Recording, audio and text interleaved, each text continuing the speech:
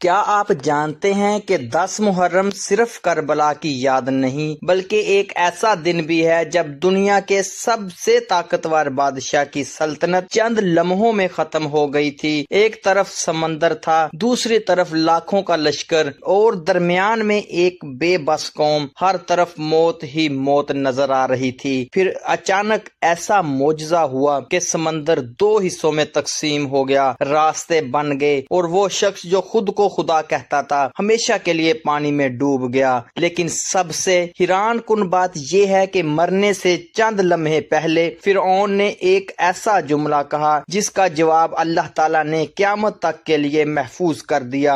آخر وہ جملہ کیا تھا اور آج بھی فرعون کی لاش دنیا کو کون سا خوفناک سبق دے رہی ہے؟ مکمل حقیقت جاننے کے لیے ویڈیو آخر تک ضرور دیکھیں۔ عاشورہ سے جڑے اس حیران کن اور ایمان فروز واقعے کی مکمل تفصیل جانیں گے، کیونکہ آخری بات آپ کو عاشورہ کی ایک ایسی حقیقت سے آگاہ کرے گی جو شاید آپ نے پہلے کبھی نہ سنی ہو۔ بسم اللہ الرحمن الرحیم۔ السلام علیکم ورحمۃ اللہ وبرکاتہ۔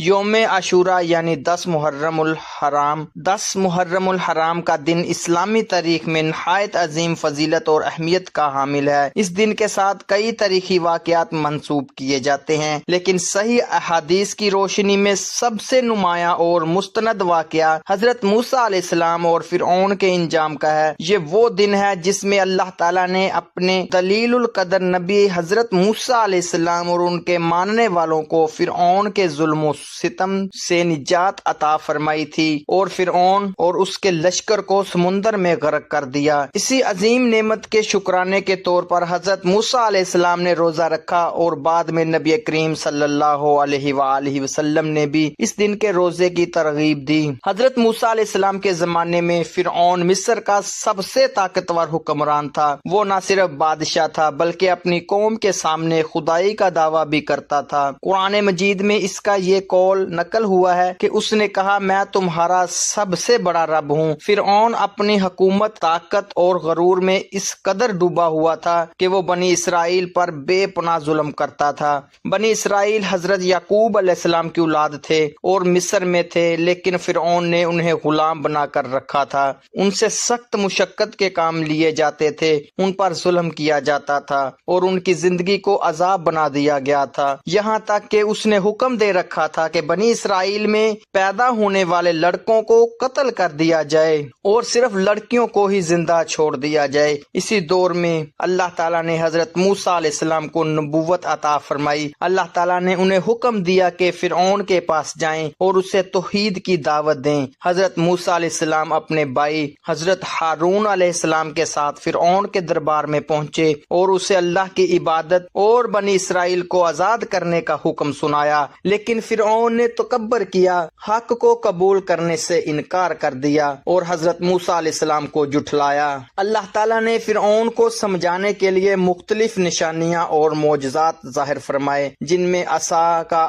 اسدا بن جانا، ہاتھ کا روشن ہو جانا اور دیگر نشانیاں شامل تھی، لیکن فرعون کے دل پر غرور اور ہٹ درمی کا ایسا پردہ پڑ چکا تھا کہ وہ ایمان نہ لایا۔ قرآن مجید میں بیان ہوا ہے کہ اللہ تعالیٰ نے فرعون اور اس کی قوم پر مختلف عذاب بھی نازل کیے تاکہ وہ نصیحت حاصل کریں۔ کبھی قحط آیا، کبھی ٹڈیاں، کبھی چوہے، کبھی مینڈک اور کبھی خون کا عذاب آیا، لیکن وہ ہر بار وہ وعدہ کرتے کہ اگر عذاب ہٹ جائے تو میں ایمان لے آؤں گا۔ جب عذاب دور چلا جاتا تو پھر اس وعدے سے پھر جاتے۔ آخر کار جب ان کی سرکشی حد سے بڑھ گئی تو اللہ تعالیٰ نے حضرت موسیٰ علیہ السلام کو حکم دیا کہ بنی اسرائیل کو لے کر رات کے وقت مصر سے نکل جائیں۔ حضرت موسیٰ علیہ السلام اللہ کے حکم کے مطابق اپنی قوم کو لے کر روانہ ہو گئے۔ جب فرعون کو اس بات کا علم ہوا تو وہ شدید غضبناک ہوا اور وہ اپنے بڑے لشکر کے ساتھ ان کے تعاقب میں نکل پڑا۔ ایک طرف حضرت موسیٰ علیہ السلام اور بنی اسرائیل تھے اور دوسری طرف فرعون کا طاقتور لشکر۔ سفر کرتے ہوئے وہ ایک ایسے مقام پر پہنچ گئے جہاں سامنے سمندر تھا اور پیچھے فرعون کا لشکر تیزی سے قریب آ رہا تھا۔ بنی اسرائیل گھبرا گئے اور کہنے لگے، اب اب تو ہم پکڑے جائیں گے۔ اس موقع پر حضرت موسیٰ علیہ السلام نے کامل یقین اور توکل کے ساتھ فرمایا، ہرگز نہیں، بے شک میرا رب میرے ساتھ ہے، وہ ضرور میری رہنمائی فرمائے گا۔ یہ وہ لمحہ تھا جب اللہ تعالیٰ کی نصرت ظاہر ہوئی۔ اللہ تعالیٰ نے حضرت موسیٰ علیہ السلام کو حکم دیا، اپنا عصا سمندر پر ماریں، اپنا عصا سمندر پر مار دیں۔ جیسے ہی حضرت موسیٰ علیہ السلام نے عصا سمندر پر مارا تو سمندر اللہ کے حکم سے پھٹ گیا اور اس میں راستے بن گئے۔ قرآن مجید کے مطابق پانی کے ہر حصے نے ایک عظیم پہاڑ کی شکل اختیار کر لی اور درمیان میں خشک راستے بن گئے۔ حضرت موسیٰ علیہ السلام اور بنی اسرائیل ان راستوں سے گزرتے ہوئے سمندر کے دوسرے کنارے کی طرف روانہ ہوئے۔ جب فرعون اور اس کا لشکر وہاں پہنچا تو انہوں نے بھی انہی راستوں میں داخل ہو کر تعاقب جاری رکھا۔ فرعون اپنی طاقت اور غرور میں اندھا ہو چکا تھا، وہ یہ نہ سمجھ سکا کہ یہ اللہ تعالیٰ کی قدرت کا ایک عظیم معجزہ ہے۔ جب حضرت موسیٰ علیہ السلام اور ان کے ساتھی بحفاظت سمندر پار کر چکے اور فرعون اپنے پورے لشکر سمیت درمیان میں پہنچ گیا تو اللہ تعالیٰ کے حکم سے سمندر دوبارہ اپنی حالت میں آ گیا۔ پانی کی عظیم موجیں اٹھیں اور فرعون سمیت اس کا پورا لشکر غرق ہو گیا۔ جب فرعون نے موت کو اپنے سامنے دیکھا تو اس نے کہا، میں ایمان لاتا ہوں اس رب پر جس پر بنی اسرائیل ایمان لائے، لیکن اس وقت ایمان لانا اس کے کسی بھی کام نہ آیا، کیونکہ ایمان وہی معتبر ہوتا ہے جو زندگی میں اختیار کیا جائے، موت کو سامنے دیکھ کر نہیں۔ قرآن مجید میں اللہ تعالیٰ نے فرمایا، اب جب کہ اس سے پہلے تو نافرمانی کرتا رہا اور فساد پھیلانے والے لوگوں میں شامل تھا، چنانچہ فرعون اپنے کفر اور سرکشی کے ساتھ ہلاک کر دیا گیا۔ اللہ تعالیٰ نے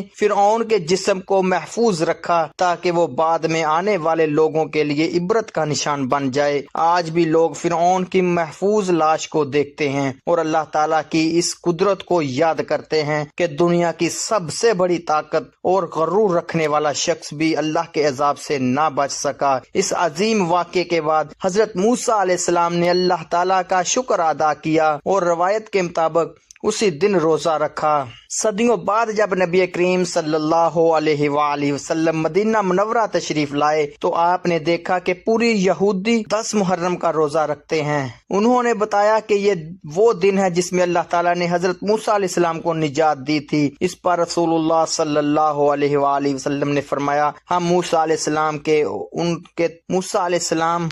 ان کے تم میں سے زیادہ حقدار ہے۔ پھر آپ صلی اللہ علیہ وآلہ وسلم نے خود بھی عاشورہ کا روزہ رکھا اور مسلمانوں کو بھی اس روزے کی ترغیب دی۔ احادیث میں آتا ہے کہ یوم عاشورہ کا روزہ گزشتہ 1 سال کے صغیرہ گناہوں کے لیے کفارہ بن جاتا ہے۔ نبی کریم صلی اللہ علیہ وآلہ وسلم نے یہ بھی ارادہ فرمایا تھا کہ آئندہ سال 9 محرم کا روزہ بھی رکھیں گے تاکہ مسلمانوں کا طریقہ یہودیوں سے مختلف رہے۔ اسی لیے علماء 9 اور 10 محرم یا 10 اور 11 محرم کے روزے رکھنے کو بہتر قرار دیتے ہیں۔ یوم عاشورہ کا یہ عظیم واقعہ ہمیں کئی اہم اسباق دیتا ہے۔ یہ ہمیں سکھاتا ہے کہ اللہ تعالیٰ کی مدد ہمیشہ حق والوں کے ساتھ ہوتی ہے، خواہ حالات کتنے ہی مشکل کیوں نہ ہو جائیں۔ یہ واقعہ ہمیں توکل، صبر، استقامت اور اللہ پر کامل بھروسے کا درس دیتا ہے۔ یہ بھی بتاتا ہے کہ ظلم، تکبر اور سرکشی کا انجام ہمیشہ تباہی ہے، جبکہ ایمان، صبر اور اللہ کی اطاعت بالآخر کامیابی اور نجات کا سبب بنتی ہے۔ حضرت موسیٰ علیہ السلام کا یقین